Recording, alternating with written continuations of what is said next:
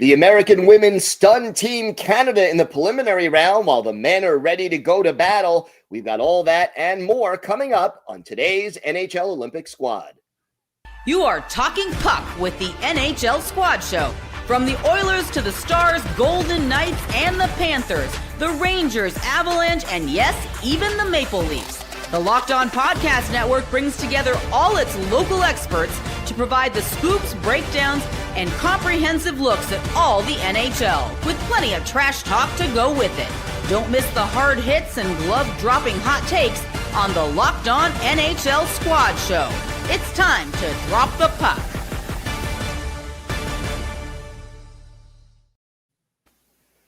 Gil Martin here, and welcome everybody to another episode of the Locked On NHL Squad Show Olympic Edition. We've got lots to get to on today's show.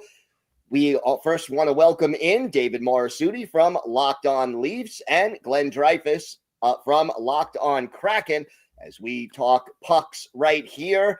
And want to thank everyone for making the Locked On NHL Squad Show your first listen every day. Don't forget to hit the like button and subscribe so you never miss an episode. And thank you all for helping to make Locked On the #1 sports podcast network. We are your team every day. And gentlemen, let's start with the women's game that took place earlier this afternoon, or at least earlier this afternoon, North America time. The United States beating Canada 5-0. Canada, obviously, without their captain. And David, let's start with you. Were you stunned by this outcome? And how much do you think it actually means in the big scheme of things?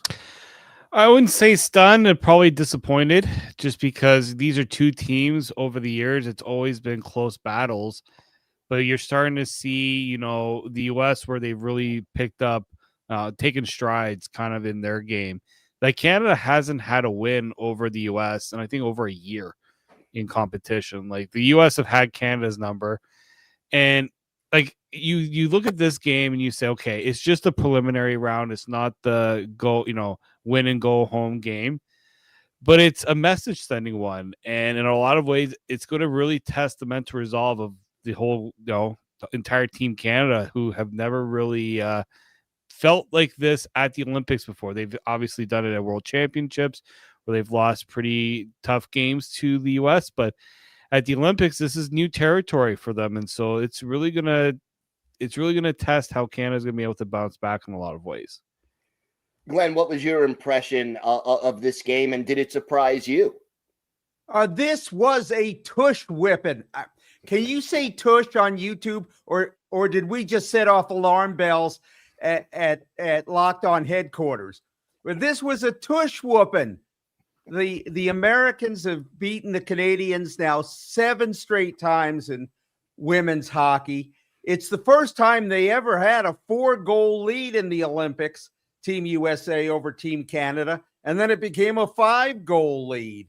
So, yeah, if Poulin had played, maybe it would have been 4-1. Now, I like Canada. Sometimes I like it better than the U.S., okay? But this is the biggest crisis in Canada since they ran out of Timbits on Yonge Street. So they may have to call a special parliament meeting to discuss this. If the U.S. plays Canada again in the final, which they will if Canada shows up, if they don't just pack up and go home.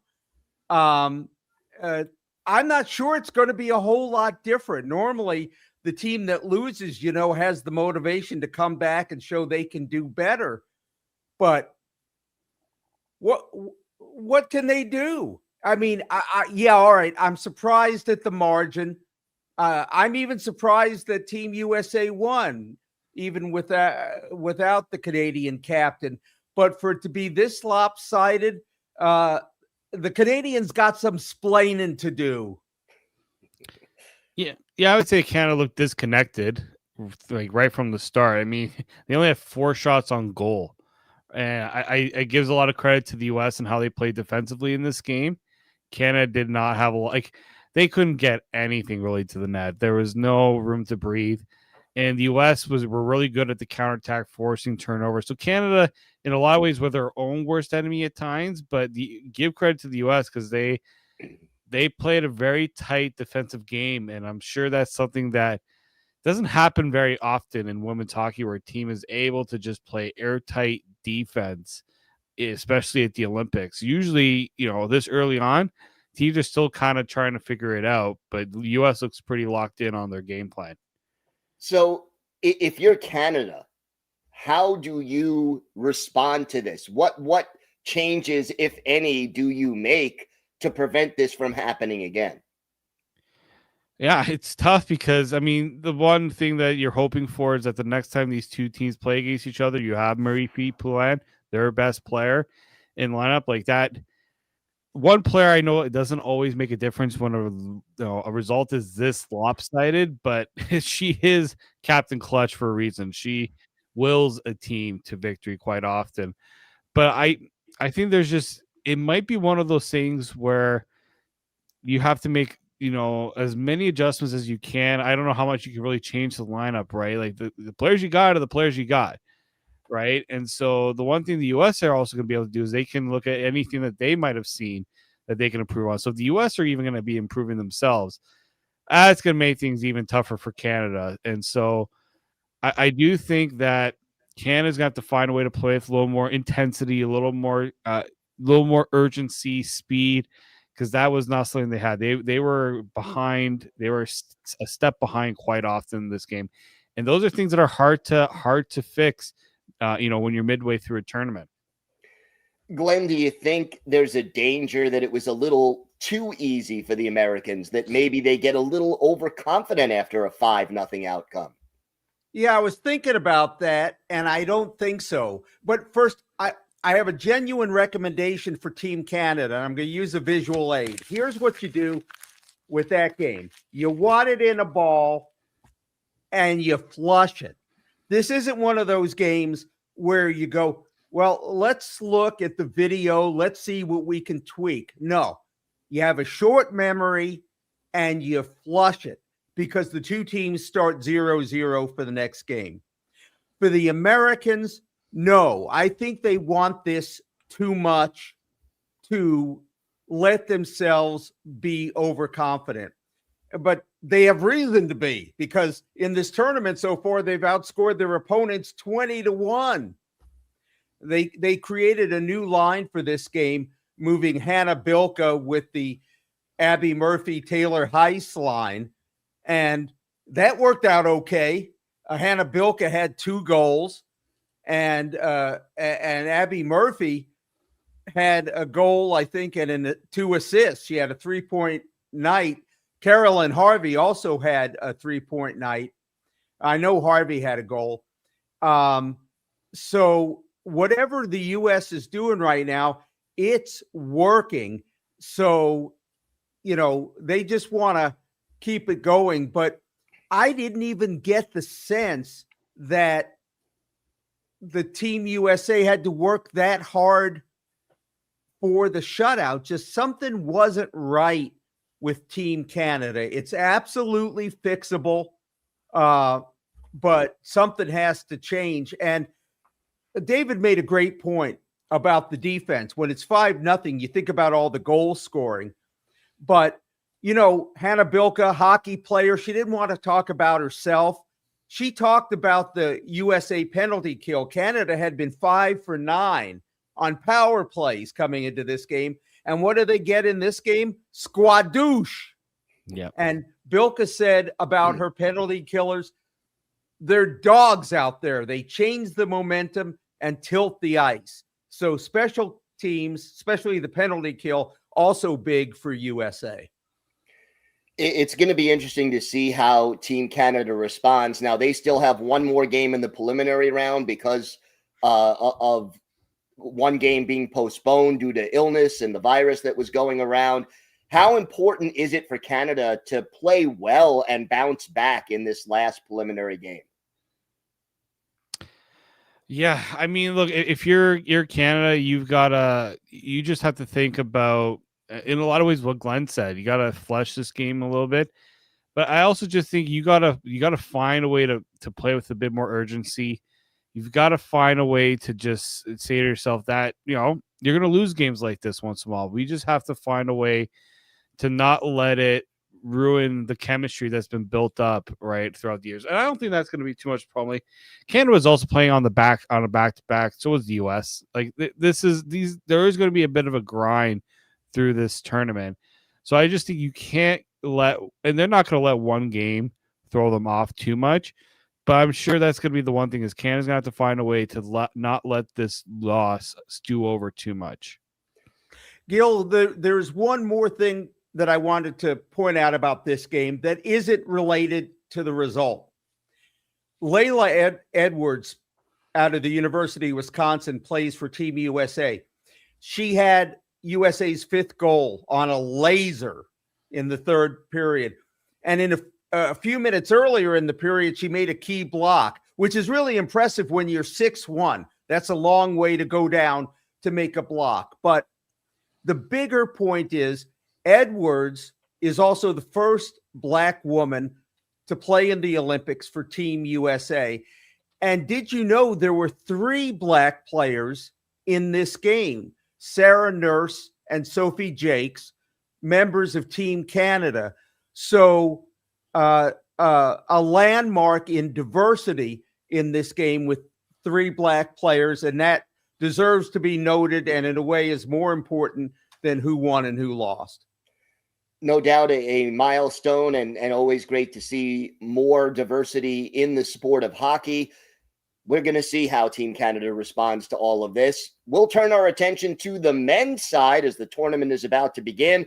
We'll talk about that next on The Squad Show.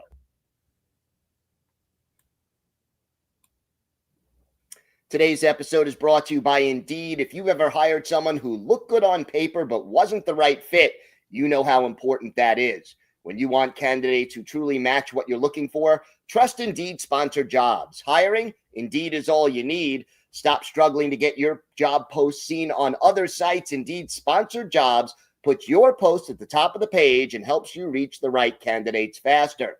Sponsored jobs boost your post to the people who are the best match for your role, and that makes a real difference. According to Indeed data, sponsored jobs posted directly on Indeed are 90% more likely to report a hire than non-sponsored jobs. So spend more time interviewing candidates who check all your boxes with less stress, less time, and more results using Indeed sponsored jobs. Listeners of this show will get a $75 sponsored job credit to help give your job the premium placement it deserves at Indeed.com/lockedon. Just go to Indeed.com/lockedon right now and support the show by saying you heard about Indeed on this podcast. Terms and conditions apply. Hiring, do it the right way with Indeed.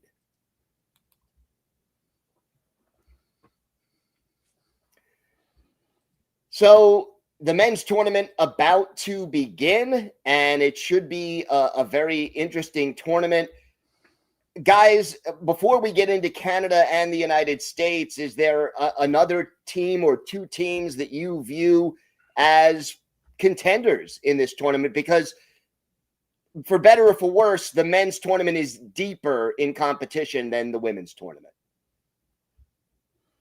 I do. I think Sweden, I know they've had some injuries and things like that, but that's a team that's always in the mix every year, and they can, they're exceptional at the European style game, right? When we think about the changes to NHL officiating to Olympic IIHF officiating, that's going to be something that some teams are going to have to figure out. Sweden's not going to be one of those teams. A lot of these guys are used to playing in these tournaments, and these guys have great chemistry. They, I think that's something that can't be overlooked when you're going into a tournament like this. I know there's a lot of attention being paid on Canada and US, and for good reason.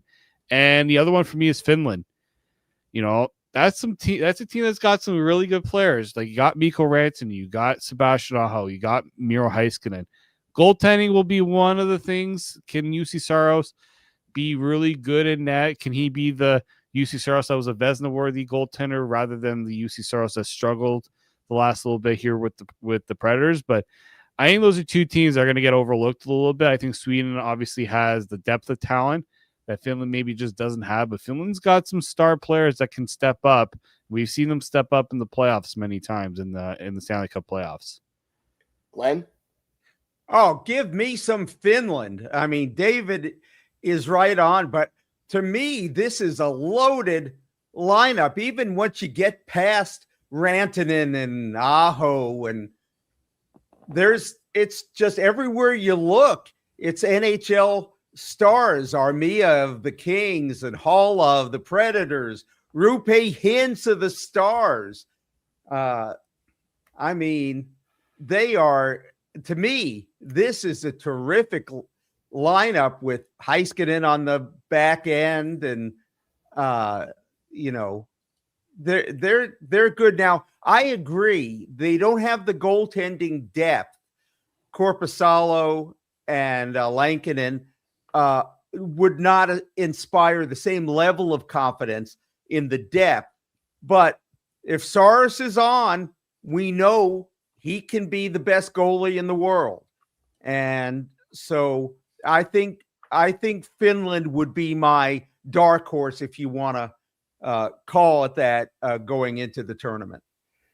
How about a bigger dark horse, maybe a team that very few people are expecting to contend, that could maybe not win a medal, but who could pull off an upset or two and upset the apple cart a little bit? Glenn, why don't we start this one with you? Okay, I'm going to go with Team Germany because Philip Grubauer from my Kraken, he's top 10 in the NHL in both save percentage and goals against average. And if you told me you'd predicted that at the beginning of the season, I would tell you you're a liar, because there was a better chance he was going to be bought out than he was going to be top 10. But he's playing lights out right now, and he's going to keep Team Germany in games. Then they have this forward you might have heard of, Leon Draisaitl, and they have Tim Stützle also. Now, I don't think they can get Draisaitl and Stützle to play all 60 minutes, or for that matter, Mo Seider from the Red Wings on defense. But if you're looking for a team that could give other teams some trouble and that have done okay in international competition, there's my team out of nowhere. David, how about you? Give me Czechia. Czechia's, you look at the lineup, it's a good lineup, right? I know you got Hurdle, you have Pasternak. Pasternak's probably one of the more underrated star players, given his production, year after year.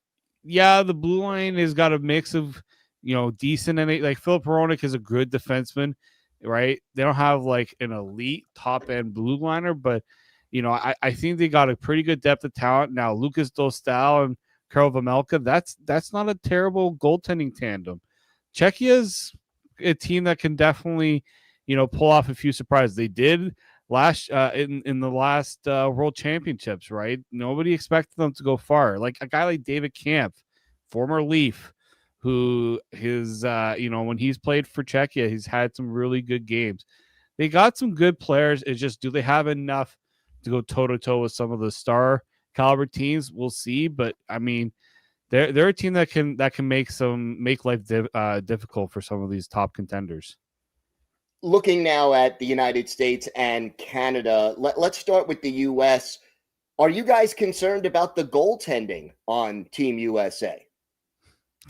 As someone who's Canadian, nope.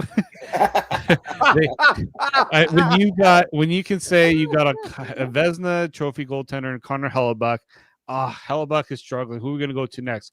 Oh, you got Jake Ottinger? Gee, such a tough life you live.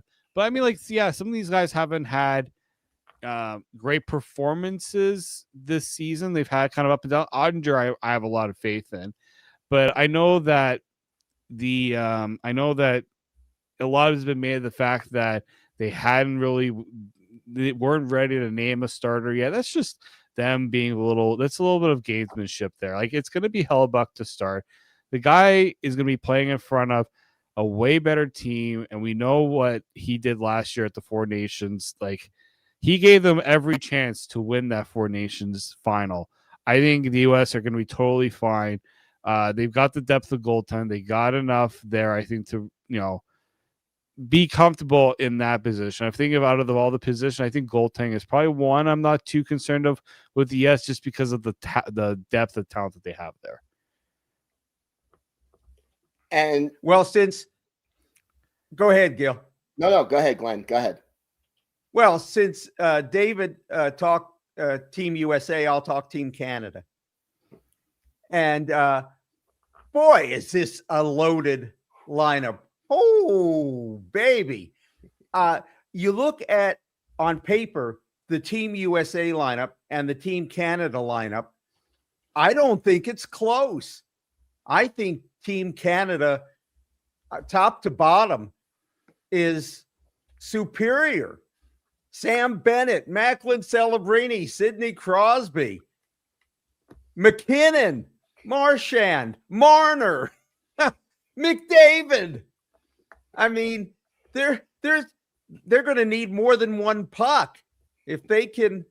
I mean, their fourth line is going to be scary.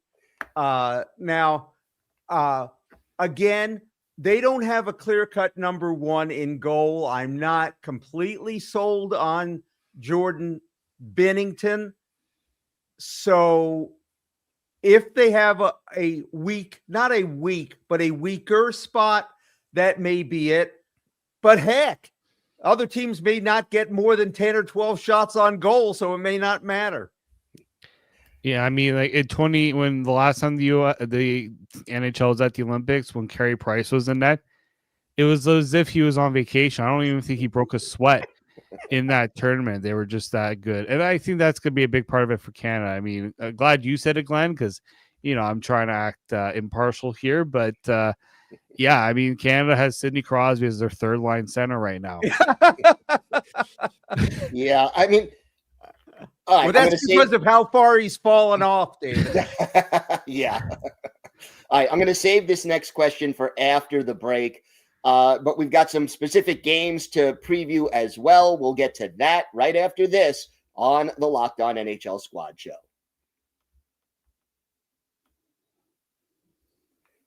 Today's episode is brought to you by Factor. Cold days, packed schedules, and big goals. That's winter. And when there's not a lot of time to cook, eating well can feel like another thing on the to-do list.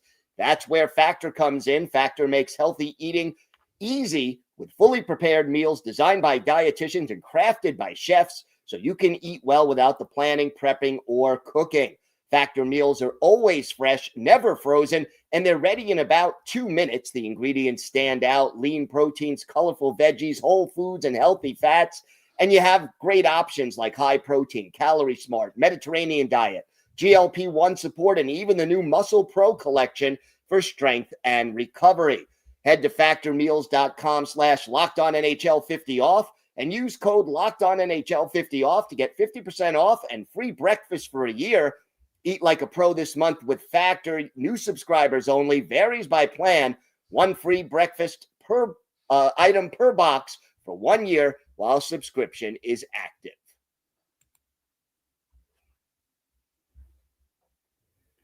Here's the question I was saving. All right, Gil, before you get to that, I haven't had a chance to talk to David before. I want to ask him one question. Oh. All right. In the show open, it says, we'll even talk about the Leafs. We'll even talk about the Leafs. You shouldn't have to put up with that. I appreciate that. Usually it's the other way around. It's usually, why are we even including the Leafs? They get talked about enough. You got to include the Leafs. I appreciate that, Glenn. All right. I think I know why that's there, and I'm not going to say because I don't know for sure, but I think I know who's responsible for putting that in. Anyway, as we move on, one thing that is always interesting when it comes to these Olympic tournaments, and I think this is especially true for Team Canada and Team USA. Do you want to just put, the 23 or 25 best players out there, or are you trying to build a team where guys are going to play specific roles like being a penalty killer or a checking forward? Which of the two teams here in North America, do you think did a better job of constructing a team rather than just a list of talented players? I think Canada did a bit more of that just because you left a guy like Connor Bedard off the team. Mark Scheifele was not added. Like people were saying, you got this guy who puts up all these goals, has got all these points, and it was no. Like we were more focused on having guys like Seth Jarvis, Sam Bennett, Nick Suzuki, guys who. I mean, Nick Suzuki's put up a good amount of points. Even Bo Horvat, like guys who are more known for being two-way players than for being, goal scorers, talented players. It's just the way it kind of is with Canada. I mean, Canada has quite a few players that are willing to do that. And I think that makes, you can have a Nathan McKinnon, you can have a Sidney Crosby, and you know that they're not going to, take shortcuts in a tournament like this. They're taking the business-like approach. You saw it at the Four Nations too. Those were not, Canada didn't just go out and try to outscore their problems. They were very responsible. I think Team USA in a lot of ways did that too. I just feel like Canada already had a lot of those guys ingrained, but you look at the injury replacements, the guys that were brought in to replace the injured players, they didn't replace them with the next best talented player. They went with the guy who suits what the team really needed. Glenn, any thoughts? My first thought is that is a brilliant question, Gil. Take an extra 20 out of petty cash.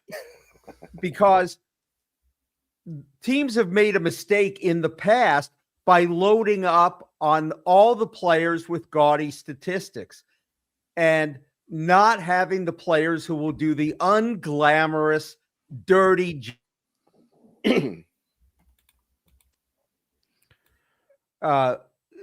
players who will play the 200-foot game, the players who will take the face-offs and get off the ice and play on the penalty kill and accept their roles. That's been a big mistake because these are all players who were stars on their teams. So, you kind of have to have a we are the world philosophy, leave your ego at the door, right? Yeah. And we won't know till the actual games are played who actually did the best job of that.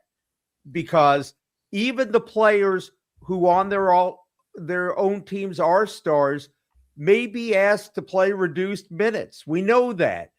May be asked to play shorter shifts or not get the ice time they're used to. The team that's going to be okay with that is the team that's going to have the most success. But I can't tell you right now who that is. Well, we're going to find out over the next week or so. So something to keep an eye on. The men's tournament gets underway. Let's talk a little bit about the first couple of games, Slovakia and Finland. Any thoughts on that one? Oh, that's a good rivalry. Like, I know Finland, Sweden are usually a big rivalry, but so is Finland, Slovakia. I think that's going to be quite a chippy game. I think Finland has a bit of the edge just because of the talent that's on their team. But I mean, Slovakia, they're going in with this chip on our shoulder underdog mentality. And so I think it's going to be a well-spirited game. I believe it's the first game, or I don't know if Italy and Sweden's the first game. I can't remember which based off the timing. I think it might be Sweden. It might be the Italy one first, but I just think that this is going to be a pretty, I think there's going to be a bit of, feeling out for both teams, but I like Finland's feeling a little bit more in this game. When the name you recognize from Team Slovakia is Martin Pospisil, then Team Slovakia is in trouble. And as far as Team Italy, well, they got the home ice advantage. So but beyond that, I'm going to, my Italians, I might have to divert my eyes because that's going to be tough. Now, look, the Italians have been very impressive. You see all these athletes doing really well in the Olympics. But when it comes to this sport, when it comes to this competition, Sweden, I don't think is going to be messing around very much. Now, I know Sweden's got there's a little bit of question about William Nylander and if he's going to play. I mean, this is if you're going to hold them out from a game, this is probably going to be the game to do it. But I think, yeah, like the Italians only have one player who is ever affiliated with an NHL team. That was Damian Clara, who played like a couple games in the AHL last year. Everyone else plays in the ICEHL. For those who may not even know, that was a hockey league. So, like Sweden is just so good that I think the spread for that game is like 5.5, and I think that's a generous 5.5. So the poor Italians, yeah, that's the afternoon game. It might be one of those where I might just have to say a prayer, hoping a prayer that it's not too much of a butt whooping there. Well, we'll see how it all plays out. Should be a very interesting opening couple of games and lots to look forward to in the men's tournament. If you haven't already, it's time to go check out our new Everydayer Club. You'll get access to an ad-free audio for your favorite team, compatible with Apple Podcasts, Spotify, and every other major podcast app. And you'll get an invite to the members-only Locked On Everydayer Club Discord server, which includes a group chat just for listeners of your favorite team's show. So check out the link in the show notes to get more information. I'm Gil Martin. Thanks so much, everybody. Thank you to David Morisuti of Locked On Leafs, Glenn Dreyfus of Locked On Kraken for joining us today. We will be back with more squad shows throughout the Olympics, so stay with us here. Hit the like button and subscribe so you never miss an episode. Thanks so much for watching and listening to our Locked On NHL Squad Show Olympic Edition. Have a great day, everybody.